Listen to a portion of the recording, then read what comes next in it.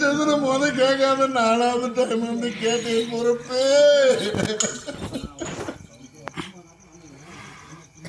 ஏன்னா இது கொடுக்க மனங்க இல்லையா? எதோ தவறான வார்த்தையா? என்ன அப்படி தவறா பேசிட்டு பட்டு நிறைந்திருக்க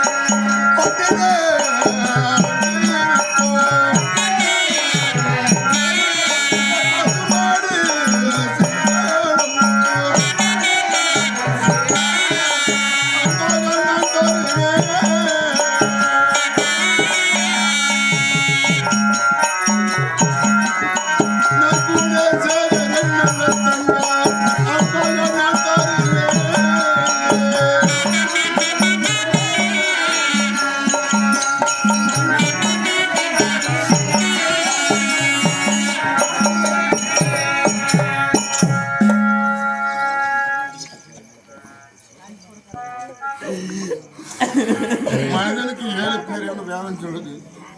7 பேருவிலையும் எனக்கு தங்காதே பெருக்கணும் தருது.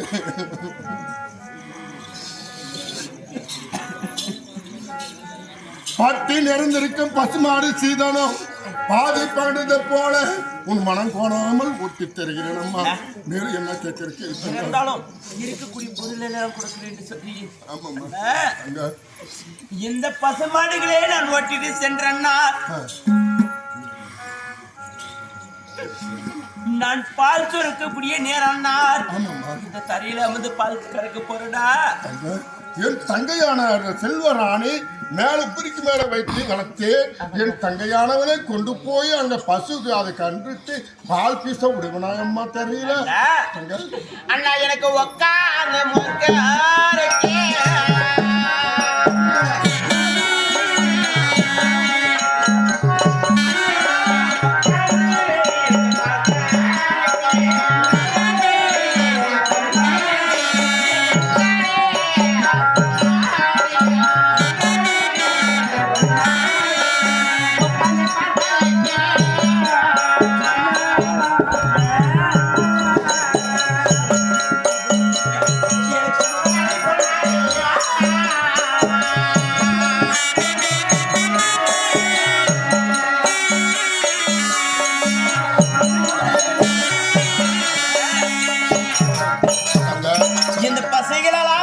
சென்றா பசுவாகப்பட்டது கன்று போட்டவுடைய பால் கறக்கும். பால் கறப்பதற்கு இந்த தரையில அந்த பால் கறப்பனா என் அங்கத்தில் பாலை வார்த்தை போல இப்பேறப்பட்ட உயர்வான பொருள் கேட்டா மனம் கலங்க மாட்டேன். எப்படி கேளுமா என் தங்கையானவள் உட்காந்து பால் கறப்பதற்காக முக்காளி பொண்ணால் கொடுக்கணும் கை கொடுக்கிற தங்க உட்காந்து பால்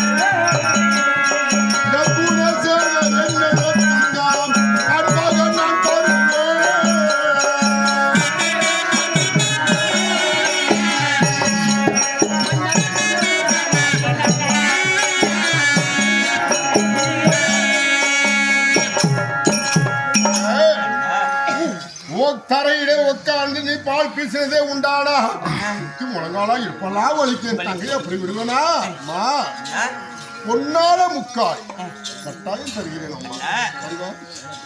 அந்த பாலாகப்பட்டதை பீஸ் எடுத்துட்டு போய் ஆமா ஆமாம்மா அது துளி மோர விட்டால் தயிர் ஆகும் அண்ணா. ஆமா தங்க. அது என்ன செய்வீங்க தெரியுமா சொல்லுமா. அண்ணா? சாந்தமே மோர் கடலே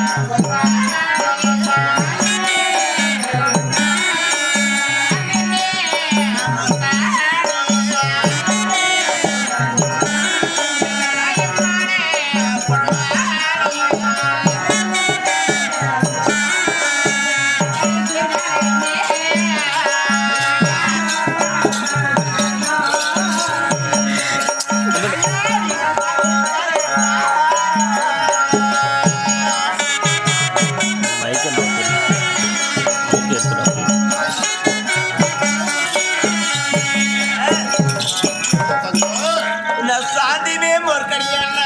சரிம்மா. எனக்கு சாயமான பொண்ணால கொடுங்க. சாயந்தரமா